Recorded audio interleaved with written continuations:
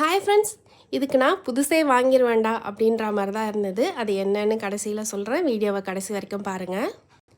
இது Saturday ஈவினிங்கும் Sunday மார்னிங்கும் எடுத்த video தாங்க. சாட்டர்டே நைட் டின்னருக்கு இட்லியும் நல்லா சூப்பரான டிஃபன் சாம்பாரும் தாங்க வச்சுருந்தேன். சாம்பாருக்கு ஒரு குக்கரில் பாசிப்பருப்பு கூடவே மிளகாத்தூள் மஞ்சத்தூள் போட்டு நல்லா வேக வச்சுட்டு, நான் இன்றைக்கி காய்கறி கத்திரிக்காய், வெங்காயம், தக்காளி, பச்சை மிளகா, கொஞ்சமாக ஒரு 4 பல் பூண்டு தட்டி வச்சுருக்கேன். அதையும் சேர்த்து குக்கரில் ஒரு 2-3 விசில் போட்டு எடுத்துக்கலாம். இட்லியும் சாம்பாரும் ரெடி ஆகிற கேப்பில் நான் இங்கே பைனாப்பிள் கட் பண்ணி வச்சுருக்கேங்க.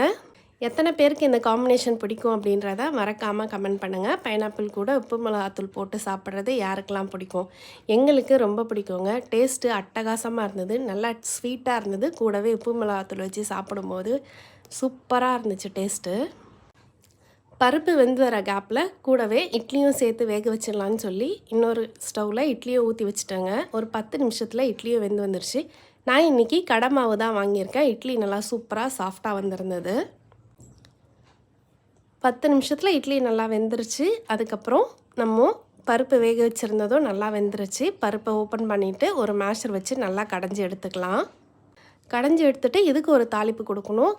கடாயில் தேவையான அளவு எண்ணெய் ஊற்றி கடுகு, வெந்தயம், 2 காஞ்ச மிளகா போட்டு தாளிச்சிட்டு நம்ம கடைஞ்சி வச்சுருக்க பருப்பையும் சேர்த்துட்டு தேவையான அளவு தண்ணி ஊற்றி லாஸ்ட்டாக கொத்தமல்லி போட்டு இறக்குனீங்கன்னா நல்லா அட்டகாசமான இட்லி சாம்பார் சூப்பராக ரெடி ஆகிடும். ஒரு 2 மாதமாக என்னோடய கிரைண்டர் என்ன ஆச்சுன்னு தெரியலங்க. மாவு அரைக்கும் போது கொஞ்சம் ஒரு கை எக்ஸ்ட்ரா போட்டாலே அப்படியே நின்றுது. சரி என்ன ஆச்சுன்னு கடையில் கொடுக்க போனால் அதை ரெடி பண்ணுறதுக்கு 2500 கேட்குறாங்கங்க. 2500 கொடுத்து அதை ரெடி பண்ணுறதுக்கு நம்ம புதுசே வாங்கிடலாம் அப்படின்னு சொல்லிவிட்டு அதை ரெடி பண்ணாமலே கொண்டு வந்துட்டேன். அதனால் அன்றைக்கி மாவு நான் கடையில் தாங்க அரைச்சி கொண்டு வந்திருந்தேன். அவ்வளோதான். அன்றைக்கி நைட் டின்னருக்கு நல்லா சுட சுட இட்லியும் நல்லா சூப்பரான அட்டகாசமான இட்லி சாம்பாரும் வச்சு சாப்பிட்டு முடிச்சாச்சு.